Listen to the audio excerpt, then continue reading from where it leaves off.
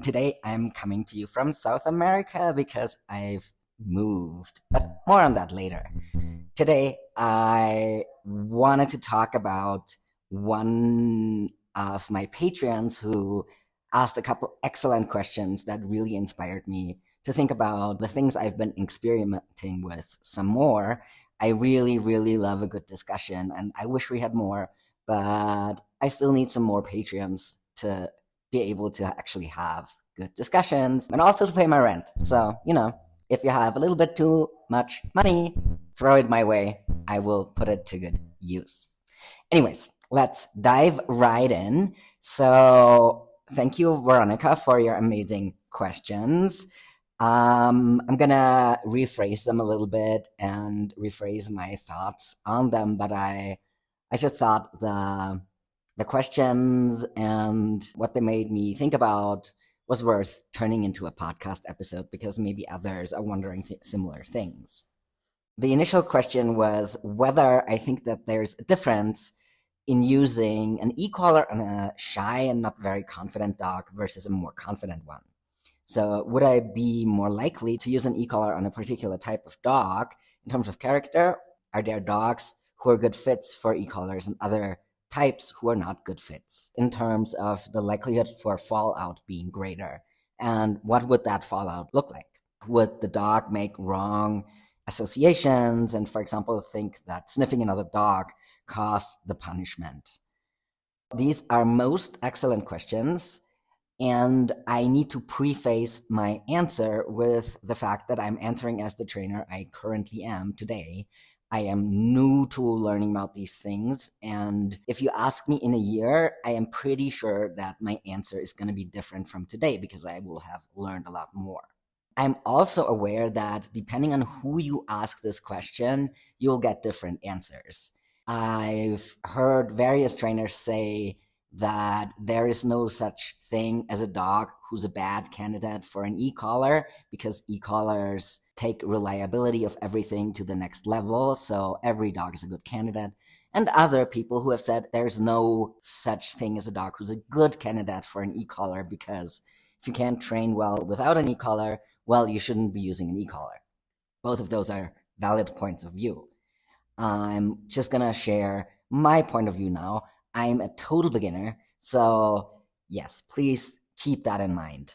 So personally, the trainer I am today believes that if you are good at using these tools and you have a strong relationship with the dog, it shouldn't matter what personality the dog has. Best practice should prevent fallout because the cause and effect relationship will be clear to the dog. That's because your timing and the way you're using it will be that clarity is maximized. I believe this is a function of really knowing what you're doing.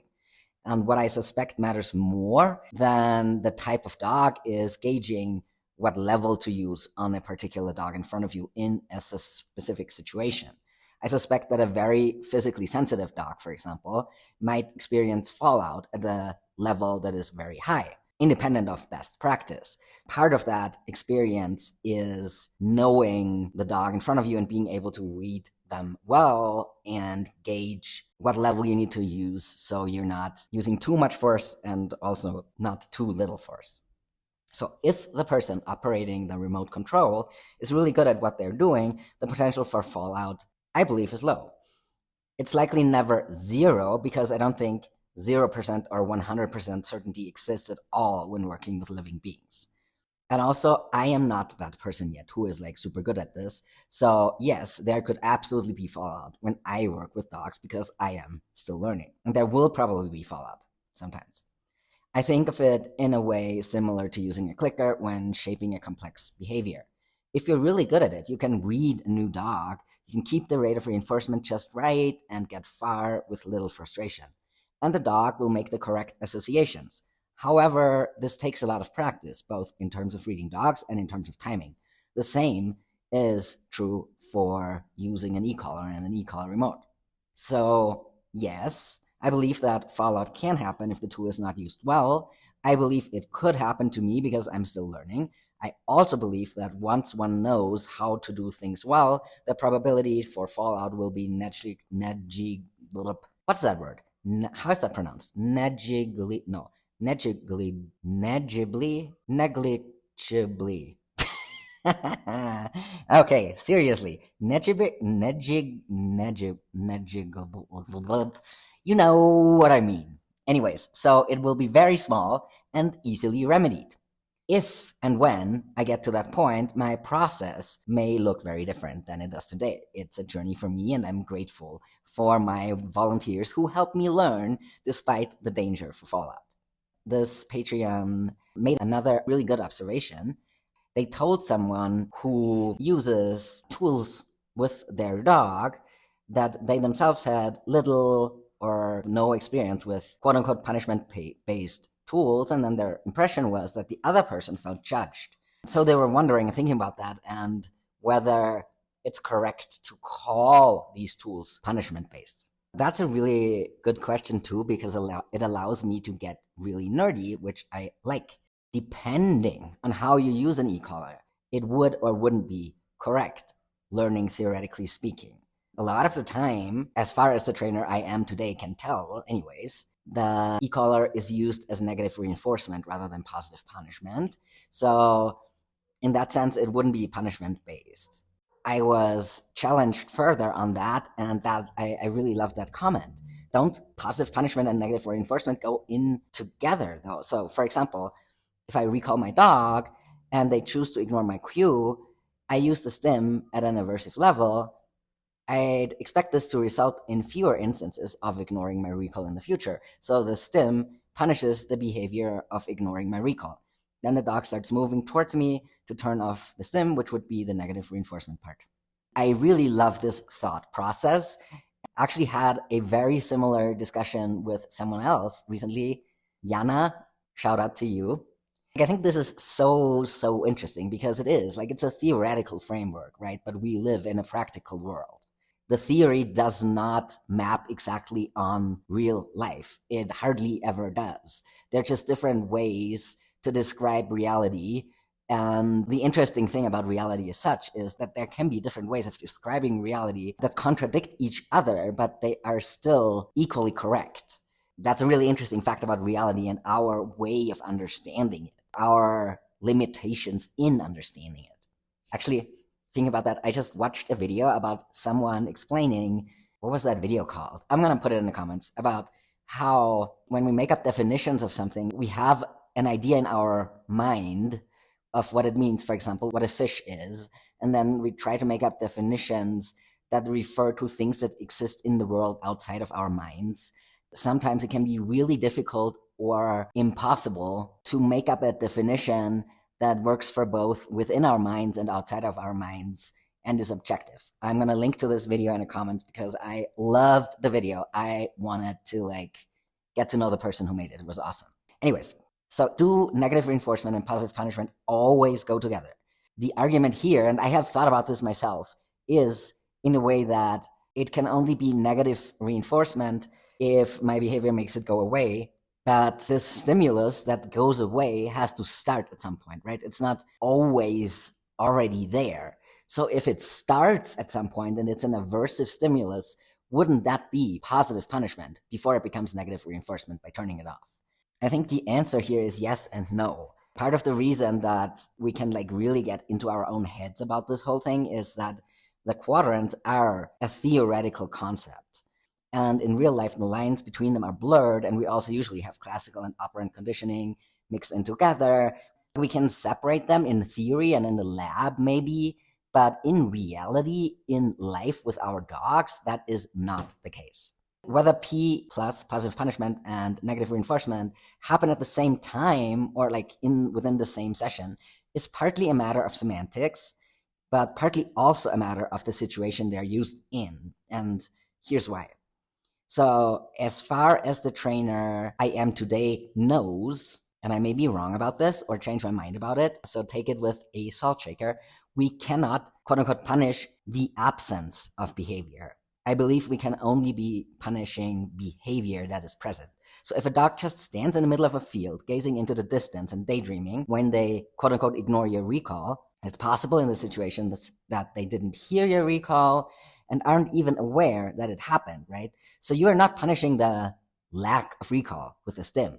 For all the dog knows, it is a random event that set in at that moment, and they could not have avoided it. However, if they have learned, again, ask me the same question in a year, and my answer is probably going to be different. So if they have learned that they can turn off the electricity by returning to you, they will then, assuming the level is aversive, engage in that behavior of coming back to you. That will turn off the stim, and now we have negative reinforcement. In a different scenario, positive punishment and negative reinforcement would go hand in hand, though. So imagine a dog who's chasing a deer, and imagine that dog hears you call them, but continues chasing the deer. Now, if you stimmed them, you would be using positive punishment. But that would not be, as far as I can tell, for ignoring your recall, because ignoring your recall is a lack of behavior. In this situation, the stim would punish the behavior the dog is displaying, which is chasing the deer. Then it would flip into negative reinforcement the moment the dog turned off the stim by turning around and returning to you. My patron then was wondering out loud whether calling e-collars or prong collars aversive/punishment based is even correct, right? If we go strictly by the theoretical definition. Aversive has got to be correct, because if there was no aversive stimulus to avoid, then there would be no reason for a dog to strengthen the response of coming back to the handler. In the case of a recall, in that example. But punishment, maybe not necessarily, or maybe positive punishment / negative reinforcement would be more appropriate. They would have to say, I know nothing about the use of positive punishment and negative reinforcement in dog training, rather than saying, I don't know how to use punishment-based tools. But obviously, the Patreon continued, that does not roll off the tongue. And also, follow-up question, like, are we punishing the choice the dog is making when we punish the ignoring of the recall? Also, like, excellent questions. I love the theory. I love practice and I love theory. Let's zoom out again here for a little detour. There are some dog trainers who have practical experience, lots and lots of hands-on experience, have never picked up a textbook and don't need it. They're getting great results. Their dogs are happy. That is amazing. If what you're doing is working, there is no reason to change anything. There are also people who could explain everything to you in detail in theory, and they haven't worked with many dogs. If they're teaching a college class on animal behavior, that's probably good. It's good that they can explain things in theory. If they are teaching you how to train your dog, well, it depends. Do they know what they're doing? Can they put the theory into practice? If so, great. If they can't, then we have a problem, right? It's never wrong or bad to know the theory, but you don't necessarily have to know the theory. You do, like if you're actually practically working with humans and animals, with people and companion dogs, you definitely need to have the hands-on experience because of what we just said before. The theory is awesome, but also it is theory. It is not directly applicable to real life, at least not always. Or at least not in the clear-cut sense that we tend to think about learning theory when we read a textbook or when we read a paper that is about how rats performed in a heavily controlled experiment in the lab. And that's because it just can't map onto the real world, because we live with our dogs in the real world, and the real world is full of variables we cannot control, and the lab is not. So that's the difference between theory and practice. If you only know the theory and have no hands-on experience with dogs, you're not ready to be a dog trainer, obviously. It's great that you know the theory and it's nice that you can explain it to yourself, but you cannot really help anyone with a dog until you have gotten some real-world experience. So I love both of these elements, the theory and the practice, simply because I'm a nerd, but you can be an excellent, amazing, and awesome dog trainer without knowing any theory. The reason that you are excellent, amazing, and awesome in your practical work is probably that you are applying the principles of learning theory without knowing that you're doing so. But you can figure those out without studying the theory. It really depends on who you are. Some people find theory boring, and that's totally fine. Like, I don't want to know how a car works in detail. That is super boring to me. I just want to drive the car. Other people become mechanics and spend all their free time fixing up cars and taking them apart and putting them back together. That's great too. But in order to be able to drive a car, or even to teach someone how to drive a car, I don't have to know how the car works. I don't have to know what goes on under the hood. If I have a problem with that, I just take it to a mechanic. Oh, also, and you could know how to fix cars and how to fix what's under the hood, etc., without knowing how to drive, right? If you have never driven a car and you know how to put it together and take it apart again, that does not teach you how to drive. So theory on its own is no good. Practice on its own can be perfectly fine. I can take a road trip without knowing how to build a car. But if I have both, I guess personally that would be ideal, because that means if my car breaks down in the middle of the Arizona desert on my road trip, I can fix it myself. And I don't have to sit here and have no cell signal and hope that someone else passes down the lonely mountain road before I die of thirst, you know? Back to dogs. We can't know whether the dog perceives the punishment as a consequence of their choice. It's tempting to say it is a choice not to come back and we are punishing that choice. And there's a part of me that wants to keep digging there, because I feel like there are two possible scenarios. One, obviously, yes, it is a choice not to come back if the dog hears us and the dog knows what the cue means. We can look at it through this lens, and I am absolutely sure that this choice is indeed being made in the scenario where we know that the dog absolutely knows the cue and they chose to ignore it. So yeah, absolutely, that's a definition of a choice. We can look at it through this lens. It is correct to look at it through this lens. There's nothing wrong with that. But when we look at it through this lens and then think of punishment, for example, turning on the stim, aren't we thinking that we are punishing the absence of the behavior of coming back? I'm weary of believing that non-existent behaviors can be punished in animals. Observable behaviors can be punished. And observable behaviors, if they're operant, that means that the animal makes a conscious choice to do the observable behavior. For example, the dog knows their recall cue. We call them. The dog hesitates for a split second and then goes for the distraction that we try to call them away from. Finishes eating the distraction, for example, and then the dog returns to us. Because the dog returned to us after eating the distraction, we know that they remembered the cue. They were just in no hurry to perform it. In this case, absolutely. The dog knew the cue and the dog made a choice. What I struggled with is the idea that we are punishing the absence of the behavior of coming back. So the absence of a recall. We can't see the absence of a recall. What we see instead is the dog eating the distraction, right? The idea that we can punish something that we cannot see feels a bit woo. Like, especially when we talk about animals other than humans, because in the human, we can ask the human and talk about it and, you know, have a whole discussion around that issue. But with a dog, we can't really ask them if they felt that we punished them for the absence of a behavior. I absolutely agree that this dog in this scenario, through this lens, made a choice. But I'm not comfortable with framing it, if we then, for example, use an e-collar, I'm not comfortable framing it as we punished the absence of the recall. I think we punished what we see, which was, for example, eating the distraction. So the trainer that I am today prefers a different lens. That lens is we're always punishing a behavior that is present and observable, not absent or invisible. So in the scenario where the dog goes for a tasty distraction after hearing the recall cue, then the dog hesitates, and then the dog, quote unquote, blows you off. We are punishing the observable behavior of eating the distraction, and by extension, the preceding choice. We are not directly, at least, punishing the lack of a recall response. This is kind of semantics and geeky. But I believe today, and in a year, my answer may be different again, that the recall cue is a discriminative stimulus that signals to the dog, if there is a recall cue, you cannot engage in distractions such as eating something tasty on the street, chasing squirrels, rolling in dead skunks, etc. In the absence of the discriminative stimulus, which is the recall cue in this example, you can technically do all of these things. The parallel that came to mind for me was the earthquake siren in Mexico City. The earthquake siren means it is currently not safe to just go about your day and do the human equivalents of eating street food, chasing squirrels, and rolling in dead skunks.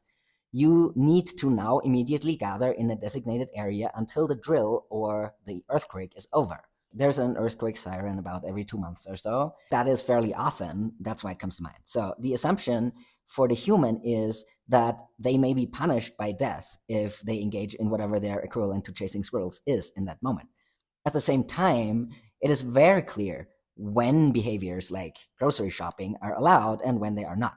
Just because the city has an earthquake warning system doesn't cause people to be afraid to go about their lives in the absence of the earthquake siren, nor do they expect punishment in the absence of the earthquake siren, right?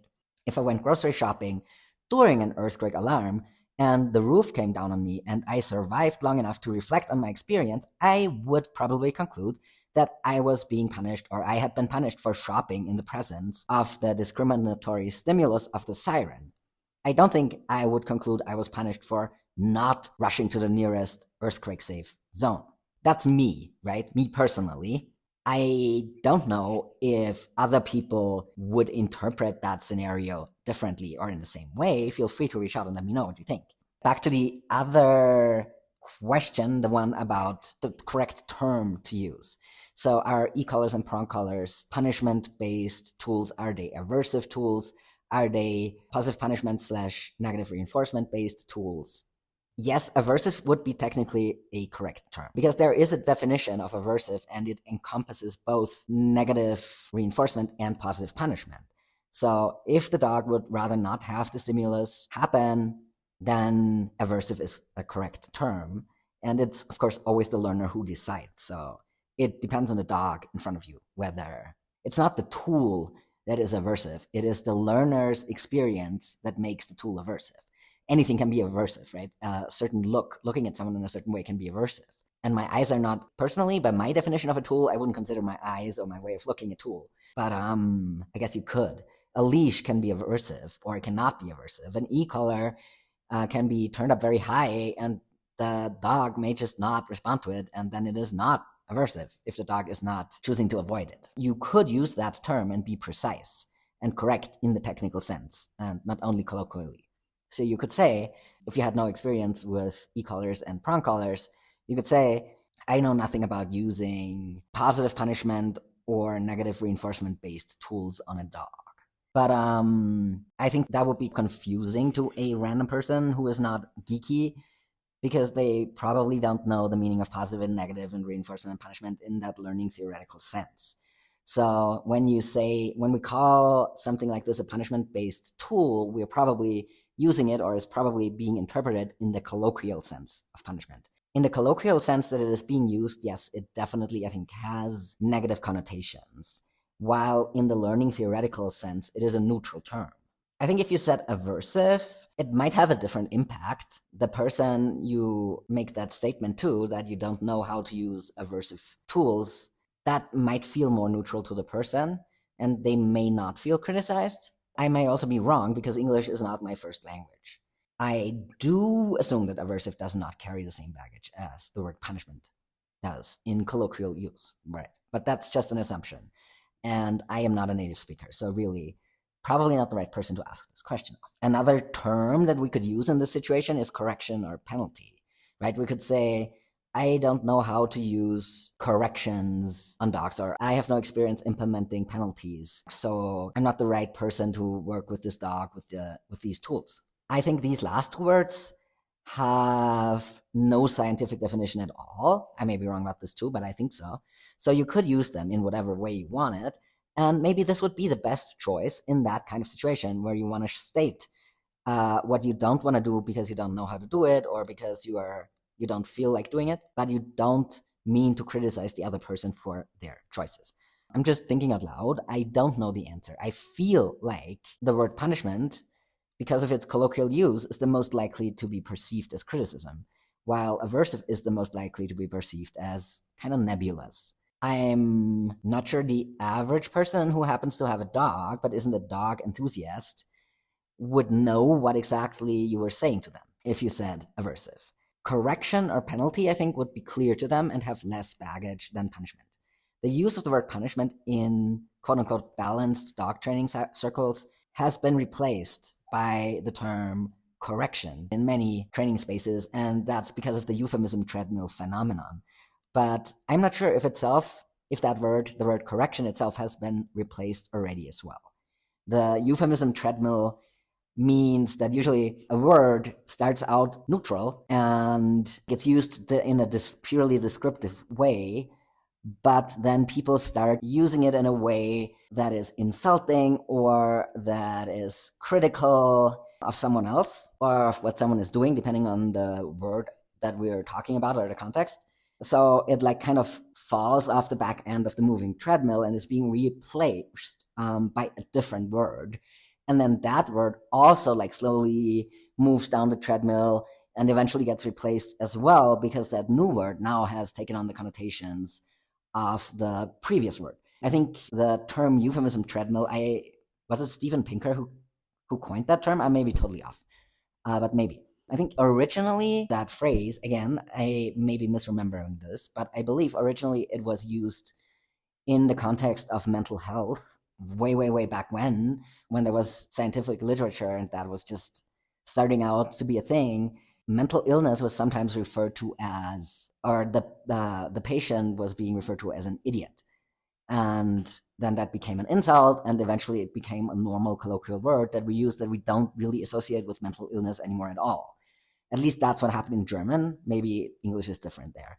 But when it was used, like in English, at some point in the literature, the scientific literature about mental health, the word retard or retarded was used, purely descriptive. And then folks picked up on that word and started using it as an insult. So it like kind of fell off the euphemism treadmill and it became a no-no. So you can't really use it anymore in the scientific literature, because the scientific literature didn't want to continue using a term that was now broadly accepted as being a highly critical and insulting word.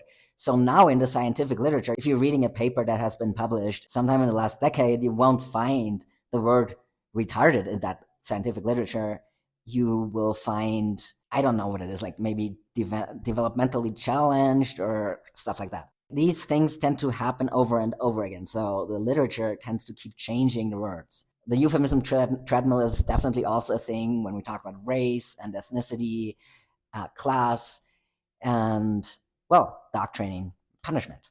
Anyways, that's it for today. Thank you for tuning in. Hit like and subscribe, and if you're enjoying this podcast, share it with a friend or take a few minutes to leave me a review. Those really help spread the word.